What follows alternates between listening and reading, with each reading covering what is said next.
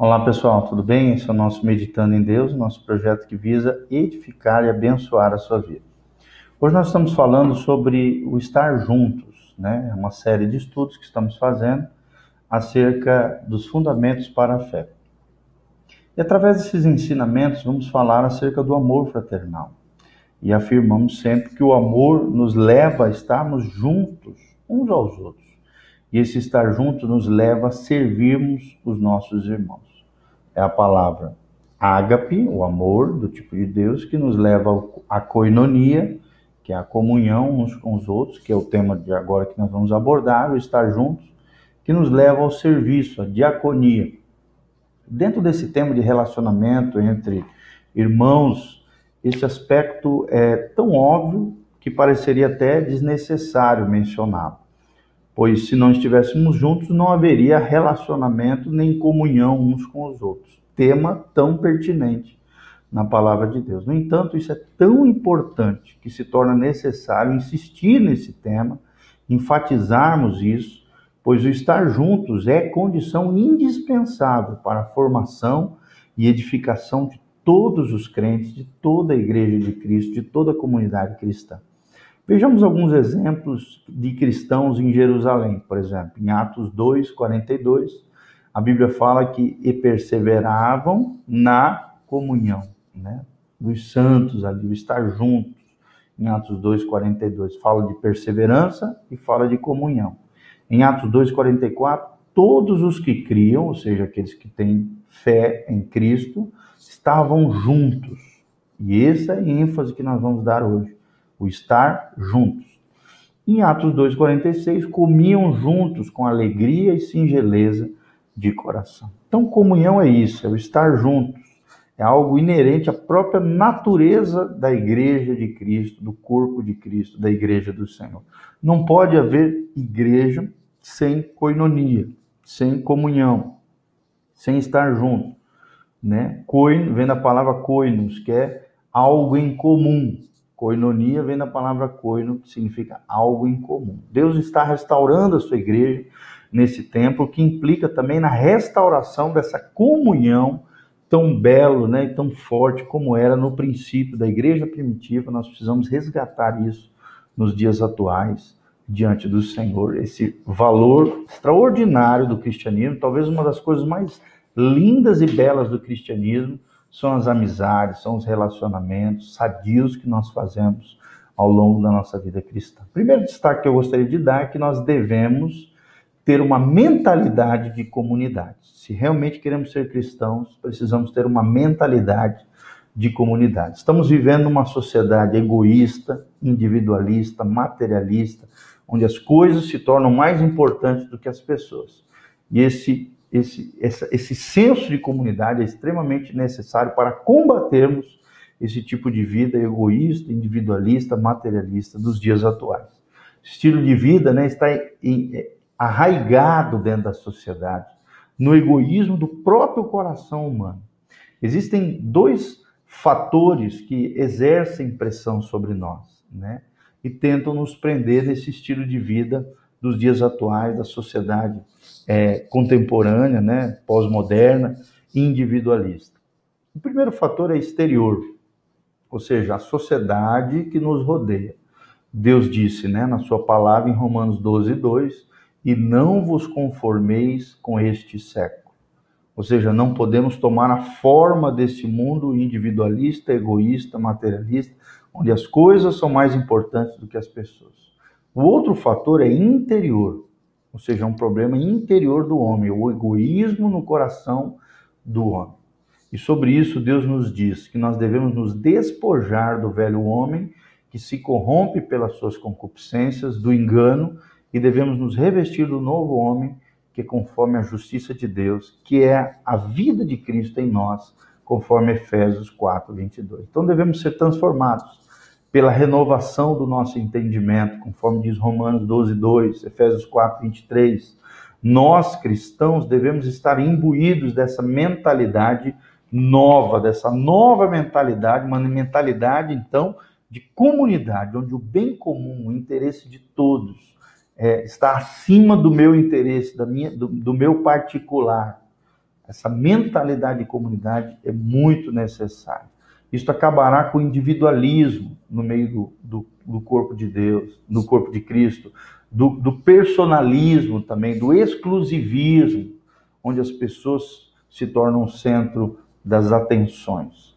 Somos membros de um só corpo, do corpo de Cristo, filhos do mesmo Pai, pedras vivas de um só templo, que é a casa espiritual de Deus, a igreja do Senhor Jesus. Somos irmãos por toda a eternidade, somos um em Cristo Jesus, e precisamos entender, formar dentro do nosso coração, na nossa mente, essa mentalidade de comunidade. Essa verdade deve dominar-nos, deve transformar-nos, devemos ser renovados continuamente em nosso entendimento.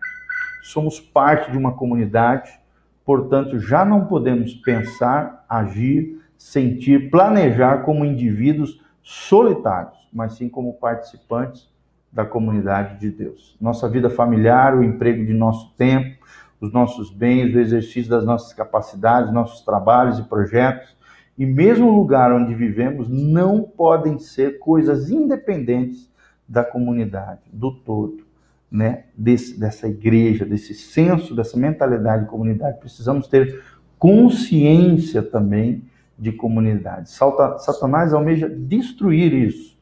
Ele quer reafirmar os direitos pessoais, destruindo sim a unidade do corpo de Cristo. Nós vemos isso hoje, né? Facções, as divisões, para tudo quanto é lado. No entanto, nós que temos a mente de Cristo devemos nos manter e fortalecer sempre a unidade que o próprio Deus tem criado na sua igreja, essa mentalidade, essa consciência de comunidade. Segunda verdade que nós precisamos entender é que todos somos juntos, todos juntos precisamos lutar pelas casas, né? A igreja é uma só. Cada localidade ou cidade, na época da igreja primitiva, havia só uma igreja, só um princípio. Por exemplo, existia a igreja em Éfeso, a igreja em Jerusalém, etc. Nunca havia duas igrejas coexistentes ao mesmo tempo em uma cidade. Hoje nós vemos que isso está diferente, né? Tem igrejas e denominações espalhadas por tudo e por todos, não tem como voltar atrás. Mas nós que estamos numa determinada localidade precisamos ter essa mentalidade de que somos um só corpo, essa mentalidade de comunidade, que estamos juntos em prol do mesmo reino. E havia, naquela época, duas expressões práticas da comunhão na igreja, que era a reunião de todos juntos e também os grupos caseiros, os grupos nas casas. Por isso esse primeiro destaque, todos juntos pelas casas. Isso é igreja, todos juntos, né? Atos 2:44, todos os que criam estavam juntos. Atos 4:32, da multidão dos que criam, era um só o coração e uma só alma. Precisamos ter isso, um só coração, uma só alma. Atos 5:12, a Bíblia diz, e costumavam todos reunir-se de comum acordo na porta ou no pórtico de Salomão, conforme Atos 5:12. E 1 Coríntios 14:23, a Bíblia diz, se pois toda a igreja se reunir no mesmo lugar.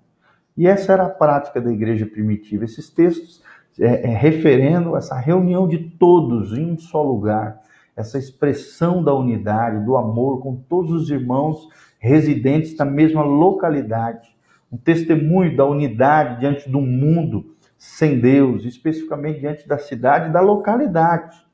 Isso é muito importante, buscarmos a unidade do povo de Deus numa determinada cidade, numa determinada localidade. Essa também é a expressão visível e prática da unidade diante da própria comunidade, diante de Deus. O que sobressai nessas reuniões, aí sim é a adoração verdadeira, comunhão, o ministério da palavra de Deus, não o homem centralizado, mas Deus sendo glorificado. Deus há de restaurar isso no tempo do fim, no tempo final, gradativamente, essa expressão da igreja na cidade, né? Um só corpo, uma só igreja naquela localidade. E à medida que isso acontece, iremos nos reunindo com todos os que têm o mesmo sentimento, o mesmo Espírito, um só Senhor. Aonde isso? Nas casas. Nas casas, né? Também havia outra dimensão prática de comunhão na igreja, indicada pela expressão pelas casas, e partindo o pão de casa em casa. A igreja primitiva, né, não tinha templos, não tinha auditórios, não tinha nada disso. Não que esteja errado isso, né? Temos que estar ali junto com a nossa igreja local, a comunidade da fé, a comunidade cristã, em um determinado auditório, em um determinado lugar, lembrando sempre que a igreja não é o prédio, não é o auditório, somos nós, os crentes. Mas a prática da igreja primitiva é de casa em casa. Esta expressão referia-se às reuniões que aconteciam nos lares, onde era ministrada a ceia do Senhor e onde o povo de Deus se reunia de maneira espetacular. Nós também vemos no livro de Atos 5:42 que todos os dias no templo, que era a reunião de todos quem? Aqueles que estavam de casa em casa, que era a reunião de grupo, não cessavam de ensinar e de pregar a Jesus, o Cristo, conforme Atos 5:42. E Atos 20:20 fala, e publicamente também de casa em casa se reuniam em Atos 20:20. E a igreja que está em sua casa também é referida em Colossenses 4:15. Esses eram irmãos mais relacionados entre si, como um círculo fechado, independente dos outros, mas com uma convivência e comunhão mais estreitas. Os grupos pequenos nas casas facilitavam uma comunhão mais intensa, mais útil, mais edificante, mais próxima, mais inteligente para a realização do propósito de Deus naquela cidade, naquela localidade, naquele bairro, naquele lugar. Por exemplo, se a igreja tivesse 3.000 discípulos, seria impossível, na prática, conhecer a todos e relacionar-se devidamente com todos. No entanto, num grupo menor, num grupo caseiro, de casa em casa, de uns 15, 20 ou 30 irmãos, é possível sim se relacionar de estreito modo para que possamos nos conhecer uns aos outros, amar, edificar, repreender, estimularmos mutuamente na fé e na vida cristã. Jesus disse aos 12, amai-vos uns aos outros. Na verdade, não podemos amar devidamente, intensamente, mais do que um grupo assim pequeno. É complicado, é difícil, não é prático, né? Claro que nós temos que amar a todos, mas quando um grupo é uma multidão é meio complicado, não é muito prático isso. Por isso eles se reuniam de casa em casa. E mesmo os novos convertidos, ao se integrarem num grupo específico de irmãos, serão muito mais facilmente ajudados, edificados e assistidos em menor grupo, de casa em casa, de lar em lar, com maior eficácia. O terceiro destaque que eu queria dar é que o tempo passado junto nas reuniões é básico, mas não é suficiente. É importante, mas existe também a vida devocional, a vida interior que nós, de forma disciplinada, dedicamos ao Senhor. Conforme diz Atos 2:42, e perseveravam na doutrina dos apóstolos, na comunhão, no partir do pão e nas orações. Não deixemos também, Hebreus 10:25, de nos congregar, como é costume de alguns, antes façamos admoestações e tanto mais quando vedes que o dia se aproxima. Jesus está voltando, precisamos estar juntos, precisamos estar em comunhão, precisamos estar na igreja de Cristo, as reuniões precisam ser habituais. A participação nas reuniões da igreja cristã, da comunidade da fé é essencial para que haja essa comunhão dos uns aos outros, esse estar juntos, para que haja crescimento na vida espiritual. Você nunca vai crescer sozinho, isolado, sendo uma ilha na vida cristã, não. Para você crescer e frutificar e florescer no Senhor, o discípulo de Cristo sabe disso e dá especial importância à sua assistência às reuniões, ou seja, a grande reunião dos crentes, onde todos estão juntos, a reunião dos grupos familiares, grupos caseiros ou células, de casa em casa, e também nos encontros para o discipulado, onde as pessoas vão crescendo através de mentores espirituais, pais e mães espirituais, pessoas que são discipuladoras, pessoas que estão compartilhando a vida na vida. Discipulado é isso, é vida na vida.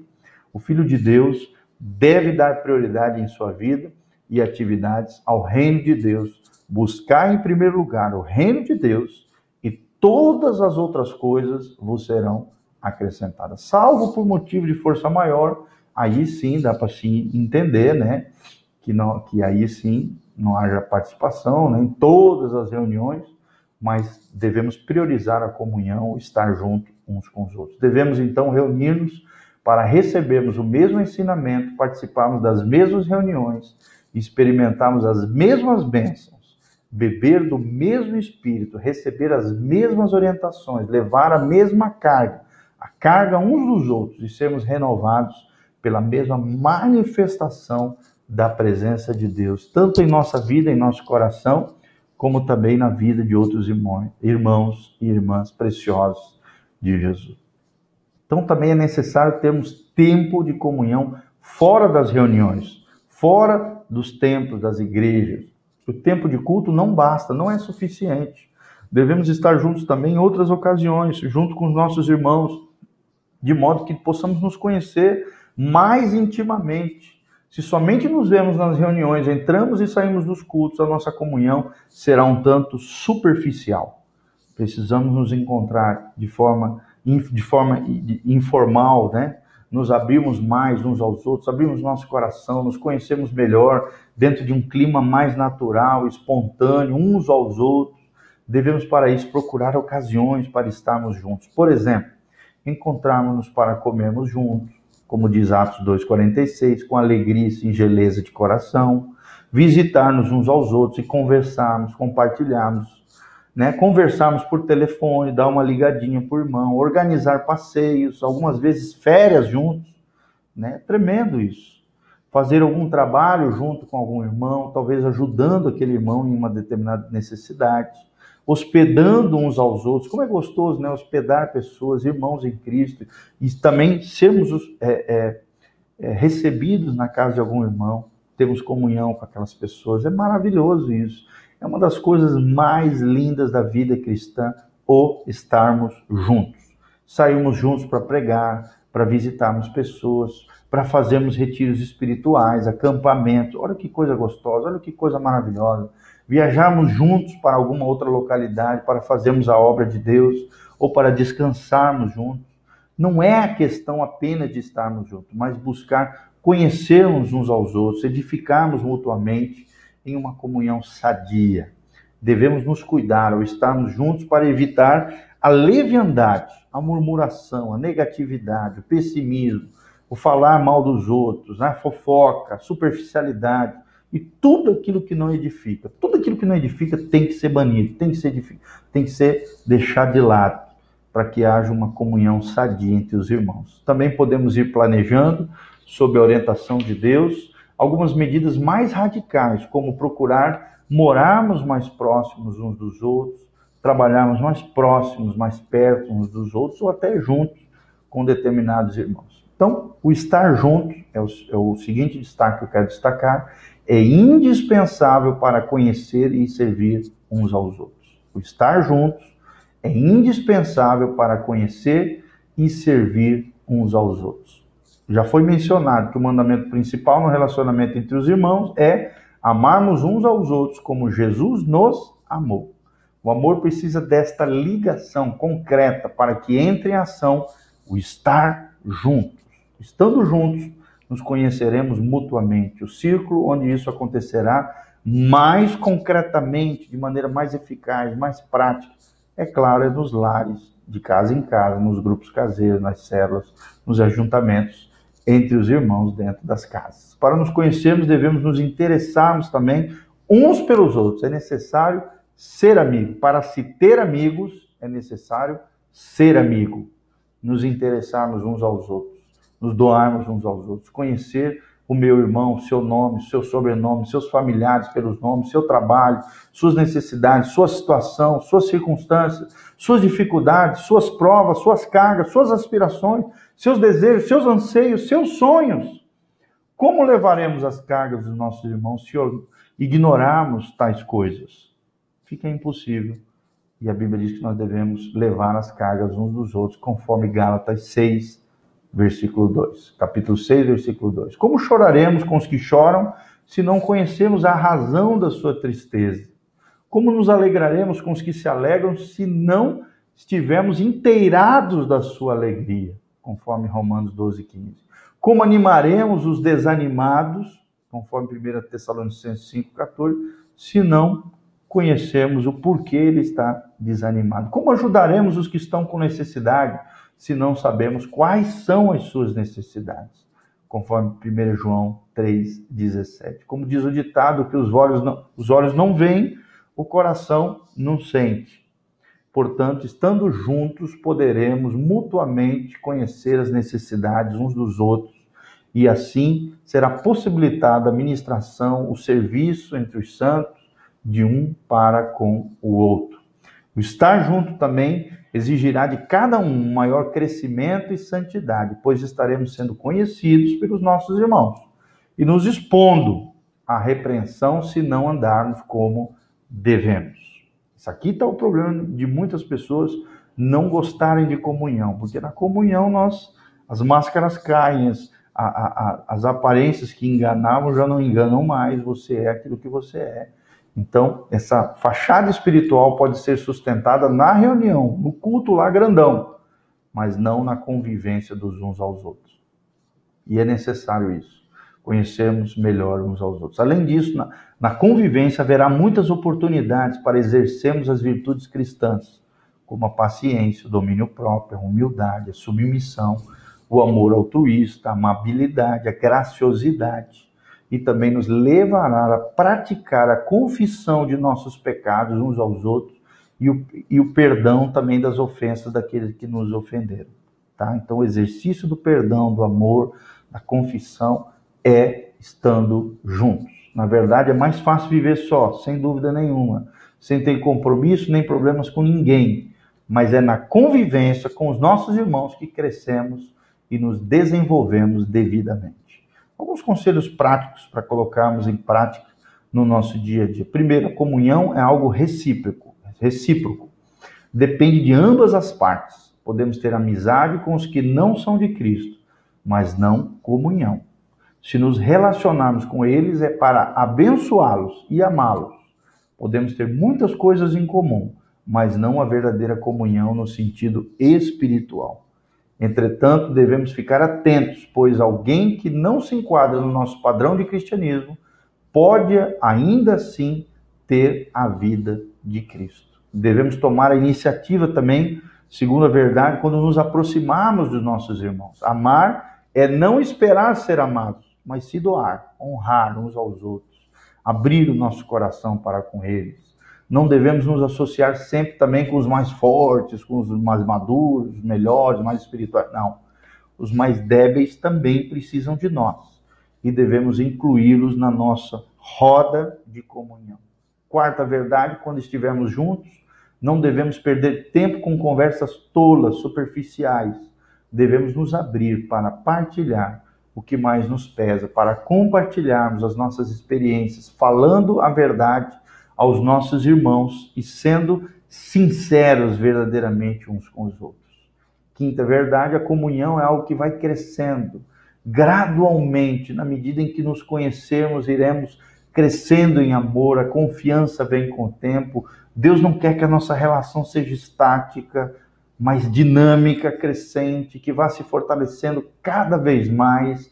A meta de Deus é que sejamos um, como o Pai no Filho e o Filho no Pai, assim também sejamos uns com os outros, com a Igreja de Cristo, com o povo de Deus, conforme diz João 17, de 20 a 21. Amém? Então, qual é a prioridade, o tema? Estarmos juntos. Vou só repetir os destaques que nós falamos hoje. Em primeiro lugar, o estar juntos é o ágape, que significa amor, em koinonia, que significa comunhão, que se revela também em diaconia, que é o serviço cristão. Primeiro destaque, devemos ter uma mentalidade de comunidade. Segundo destaque, precisamos estar juntos, de casa em casa, pelas casas, precisamos estar juntos. Terceiro destaque, o tempo passado juntos nas reuniões é básico, mas não é suficiente. É necessário também tempo de comunhão fora das reuniões, e nós demos alguns conselhos práticos acerca disso. E por último, o estar juntos é indispensável para conhecer e servir uns aos outros. Tá bom? Então guarde essa palavra no seu coração, que você deseje estar junto com seus irmãos, que você seja uma pessoa graciosa, amorosa, afetuosa, abençoada e abençoadora debaixo da graça e da unção de Deus. Um beijo, pastor Giovanni. Deus te abençoe. Compartilhe esse vídeo, cujo tema é estar juntos. Que Deus te abençoe, que você seja uma bênção no reino de Deus, que a glória de Deus venha sobre você, sobre a tua casa, sobre a tua família, que os frutos do Espírito, o fruto que é o amor e as suas manifestações diversas, se manifestem através da sua vida, no amor ágape, na coinonia, que é a comunhão, e na diaconia, que é o serviço cristão. Que Deus te abençoe, compartilhe esse vídeo, curta lá o nosso Facebook, PR Giovanni, e também o nosso Facebook Meditando em Deus, um projeto que visa edificar e abençoar a sua vida.